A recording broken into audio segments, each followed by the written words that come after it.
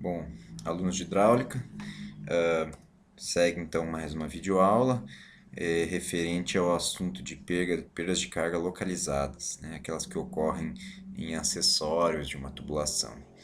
É a questão 3.4 do livro de hidráulica do Porto, e o enunciado é o seguinte: em um distrito de irrigação, a gente tem um sifão com 2 polegadas de diâmetro, né, que tem as dimensões que estão indicadas ali na figura.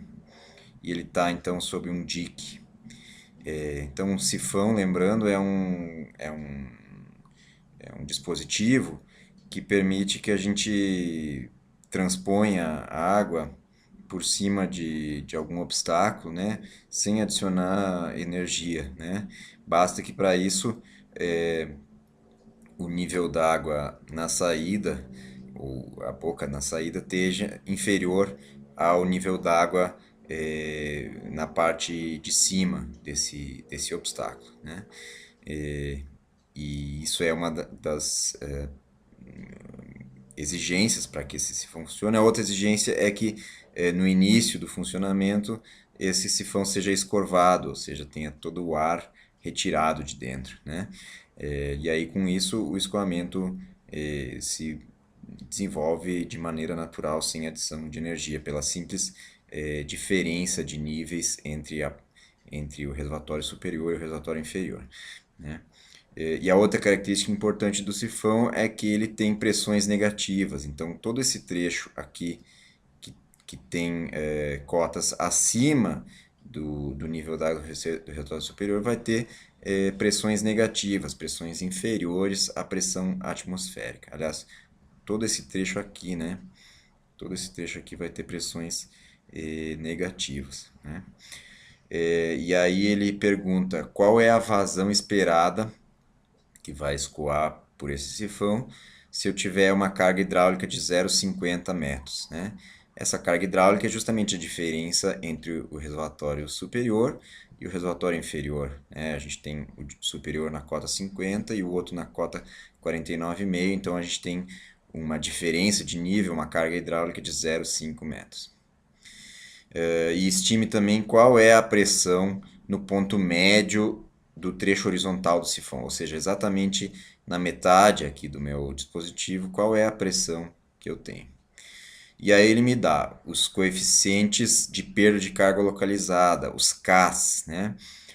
Então os coeficientes são o da entrada da tubulação, aqui logo que eu tenho essa transição do reservatório para o conduto, eu tenho uma aceleração, um aumento de velocidade, uma perda de carga localizada nessa borda aqui do conduto, né? Vou ter uma outra perda de carga localizada nessa curva de 45 graus, na outra curva de 45 graus e novamente na saída vou ter uma perda de carga localizada, né? Cada um com a sua respectiva, o seu respectivo coeficiente, né? Como ele está nos dando os coeficientes de perda de carga localizada, os Ks, a ideia aqui não é usar o método dos comprimentos equivalentes, né? Porque para isso ele teria que nos dar quais são os comprimentos equivalentes desses acessórios. Ele está nos dando direto os coeficientes de perda de carga, os Ks, né? Então a gente tem que aplicar o conceito mesmo de perda de carga, que é essa formulazinha aqui, né? A perda de carga singular, representada por esse símbolo ΔH minúsculo, é o coeficiente de perda de carga, esses que são dados no problema, multiplicado pela velocidade ao quadrado sobre 2g, né? Então, a gente vai ter as perdas de carga dadas por essa formulazinha, o que é um pouco chato, né? Porque a gente vai ter que dividir as perdas de carga, nesse caso, entre localizadas e lineares, né? Isso porque, além dessas perdas nesses acessórios, a gente tem também uma perda de carga linear ao longo desse conduto, que vai ter aqui cerca de 4,8 metros de extensão, né? Então, nesse caso, a gente pode escrever o seguinte: perda de carga total vai ser igual a ΔHzão mais ΔHzinho, né? E a gente pode botar em letra grega isso aqui.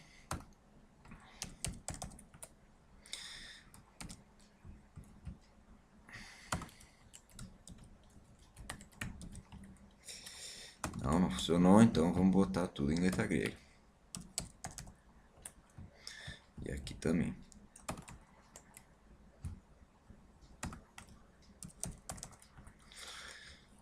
Então, a gente tem que somar as perdas de carga lineares e as singulares nessa coisa.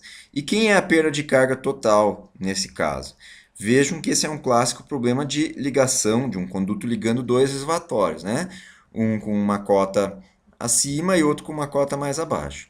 A gente já demonstrou, por Bernoulli, que nessas situações a perda de carga total no sistema é igual à diferença de nível entre os dois reservatórios, né? Se vocês tiverem dúvida, podem aplicar Bernoulli aqui e vocês vão verificar que a perda de carga total, nesse caso, vai ser igual a 0,5 metros de coluna d'água, ok? Que é a diferença entre os dois reservatórios, né? Então, a gente tem que aplicar essa igualdade para chegar nesse resultado. As perdas de carga singulares, ΔH, a gente já sabe chegar. Tem o K, o V quadrado sobre 2G. E as perdas de carga lineares são dadas pela fórmula universal da perda de carga, né? Que é bem conhecida também, essa fórmula aqui, né? E aí a gente fica, então, com uma igualdade, ou seja, 0,5 vai ser igual a isso, mais isso. E a gente ficaria com uma incógnita, que é a velocidade. Uma vez determinada a velocidade, a gente consegue determinar a vazão, porque o diâmetro é conhecido, né? O grande problema é que esse F, esse fator de perda de carga, ele também depende da velocidade, né? Porque ele tem lá na sua fórmula o número de Reynolds, que depende da velocidade do escoamento. Então, esse problema se torna não linear, eu não consigo explicitar diretamente a velocidade aqui, né? Vejam que o coeficiente, o fator de atrito, o F, ele é dado, no nosso caso, a gente vai usar a fórmula de Suomi-Jain, que é essa formulazinha aqui, né? E aí eu tenho, na minha fórmula de Suomi-Jain, eu tenho o fator de atrito dependendo do número de Reynolds aqui dentro, que o número de Reynolds depende da velocidade. Então eu fico com um problema não linear e eu não consigo explicitar a velocidade diretamente. Então eu vou ter que adotar algum procedimento iterativo aqui para resolver esse problema. Então vamos lá. Primeiramente vamos ver quem que a gente conhece aqui nesse problema. A gente tem as perdas de carga lineares. Quais são as características? A gente tem um comprimento total, L, que vai ser quem? Vai ser 1,8 mais 1,2 mais 1,8 novamente, não é isso? Comprimento total, 4,8 metros. A gente tem um diâmetro, que é de 2 polegadas, ou seja, 5 centímetros. Seriam 0,05 metros. Com o diâmetro dessa ordem, então a gente tem uma área que é dada por π vezes diâmetro ao quadrado, dividido por 4, em metros quadrados. Ok? Que mais a gente conhece? O fator F, ele requer também uma estimativa da rugosidade do conduto, né? A rugosidade absoluta, esse Ezinho, ele depende do tipo de material. O material da tubulação é ferro fundido com revestimento asfáltico, né? Então, a gente tem lá no livro, na página 49, a gente tem uma tabela de rugosidades dependendo do material. Ferro fundido com revestimento asfáltico tem um valor que varia entre 0,12 a 0,20 milímetros. Essa é a altura da rugosidade, então, nesse material. Que valor a gente vai adotar? Vamos pegar um valor intermediário aqui, né? Vamos pegar a média entre esses dois valores. Então, vamos chamar de Ezinho, vai ser 0,16 milímetros, né? Por segurança, eu vou converter logo esse Ezinho para metros, tá? Para não ter problemas lá na frente. Metros. Ok? Bom, qual é o próximo passo? Vamos ver o que a gente tem das perdas singulares. A gente sabe basicamente os Ks, né? Então, vamos fazer uma tabela aqui dos acessórios. e o coeficiente K. Então, entrada, o coeficiente é 0,5. Curva de 45, coeficiente 0,2. Outra curva de 45, 0,2. E a saída, coeficiente é 1. Então, eu tenho um somatório de coeficiente de perda de carga, que é a soma desses 4 valores aqui. Ok? Vamos até fazer em negrito aqui. E aí, qual é o próximo passo? Então, eu tenho que determinar qual é a velocidade do fluxo. Com a velocidade, sabendo a área da seção transversal, eu chego facilmente na velocidade. O problema é determinar a velocidade, porque, como eu falei, ela é uma incógnita nessas duas equações, mas ela também entra aqui no Reynolds, então a gente não consegue tirar ela daqui facilmente. Qual vai ser o caminho? Nós vamos dar um chute inicial para a nossa velocidade, né, que pode ser de 1 metro por segundo, por exemplo. Né? A velocidade em escoamentos desse tipo varia aí, normalmente de 1 a 2 metros por segundo. Né? Então vamos dar um chute inicial de 1. Depois o Excel vai fazer o trabalho de calibrar esse chute aí. Né? Se o chute fosse esse, quanto seriam as perdas de carga singulares? Então vamos chamar de ΔH chute. ΔHzinho chute seria quanto?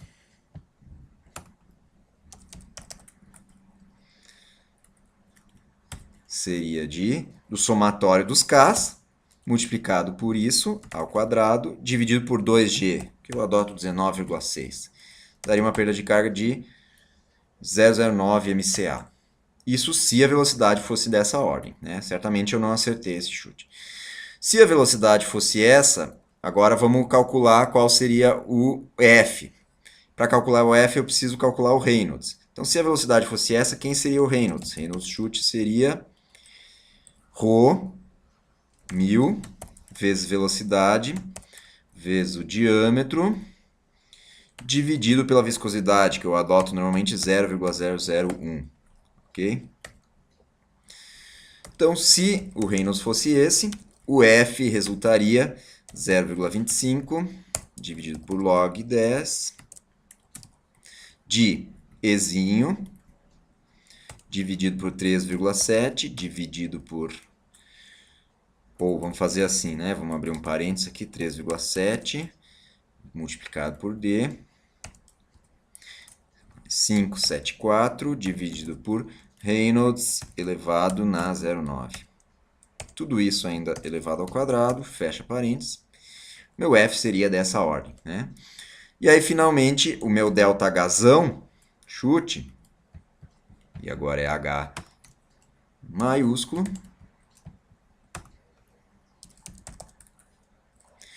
seria quanto? Seria o F chute multiplicado pelo comprimento total, multiplicado pela velocidade ao quadrado, dividido pelo diâmetro, dividido por 2G.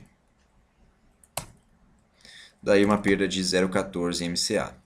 E com isso, a perda total chute seria de quanto? Seria a soma das perdas lineares com as perdas singulares. Daria 0,24 MCA.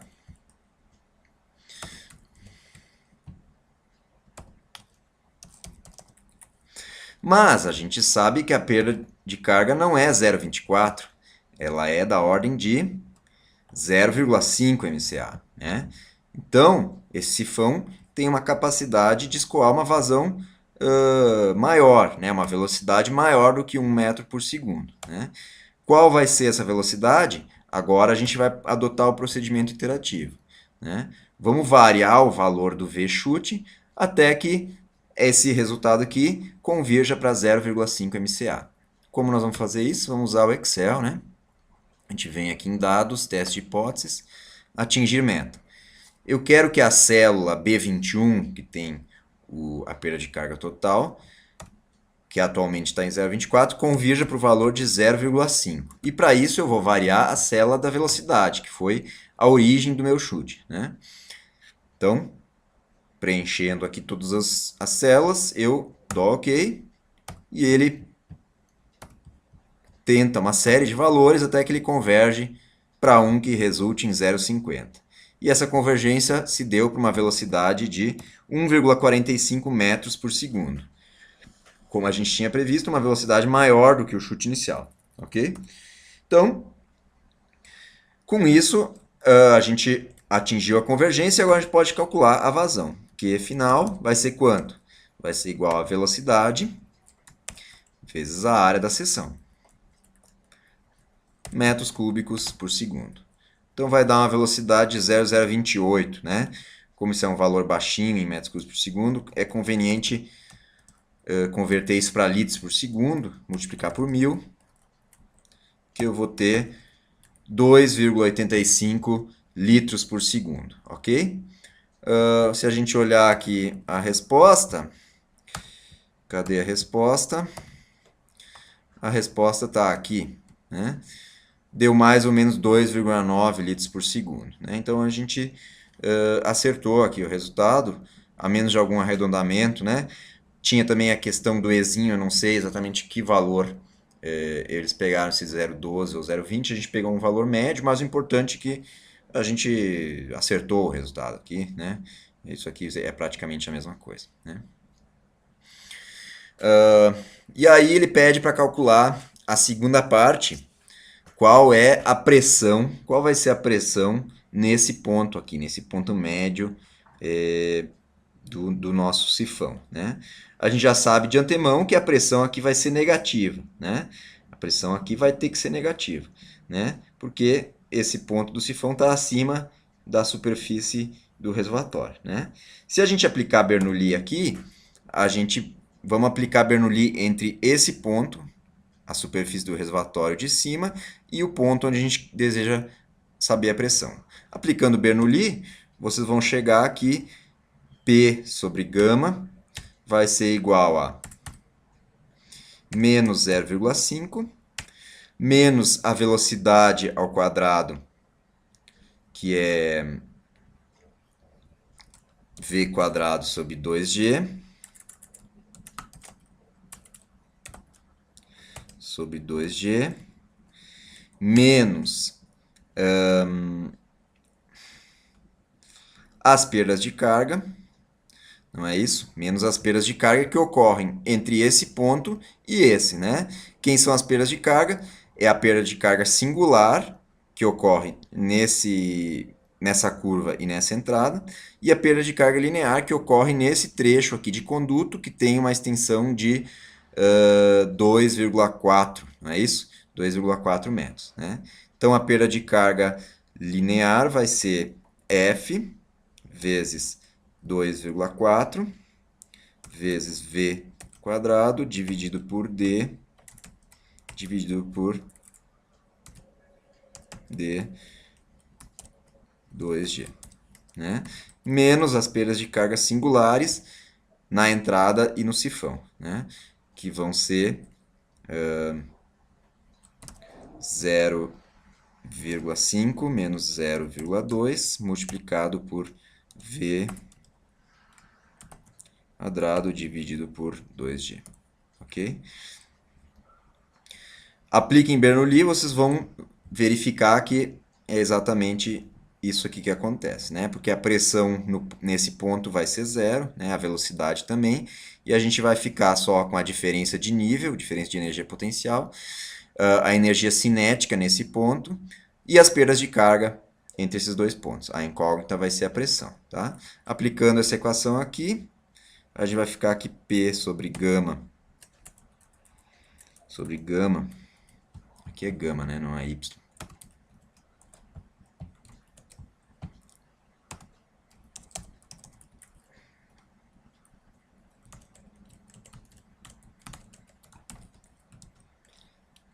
P sobre gama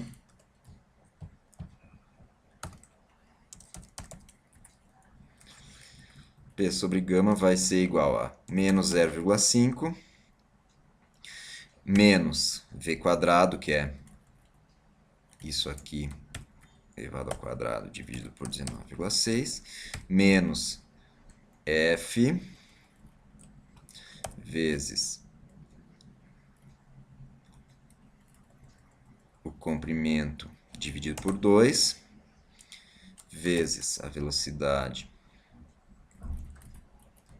ao quadrado, dividido por diâmetro, dividido por 19,6, menos as perdas de carga singulares, que vai ser singulares só da entrada e da primeira curva, multiplicado por isso ao quadrado, dividido por 19,6. Okay? E aí eu vou ficar com uma pressão negativa de 0,83 MCA. Ou seja, eu vou ficar com uma pressão negativa, aqui, inferior à pressão atmosférica de 0,83, que é exatamente o que está na resposta do livro, ok?